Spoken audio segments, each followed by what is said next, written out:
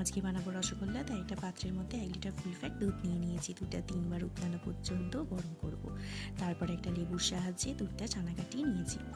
এরপর একটা সুতির কাপড়ে ছানার জল ভালো করে ঝরিয়ে নিয়েছি এবং ছানা ঠান্ডা হয়ে যাওয়ার পর একটা পাত্রে হাতের সাহায্যে ভালো করে মেখে নিচ্ছি। সাথে 1 চামচ ময়দা মিশিয়ে নিতে হবে। এরপর হাতের সাহায্যে গোল করে নিতে হবে এইভাবে। এরপর একটা পাত্রে 1 কাপ চিনি ও 2 কাপ জল পরিমাণ মতো কটা ছোট এলাচ দিয়ে চিনির শিরাটা হালকা চিটে হলে অ্যাড করে দিলাম ছানার বলগুলো।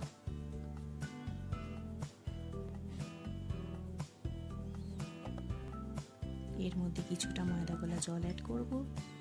এরপর 15-20 মিনিট ঢাকা দিয়ে রাখলেই তৈরি হয়ে যাবে নরম গরম রসগোল্লা।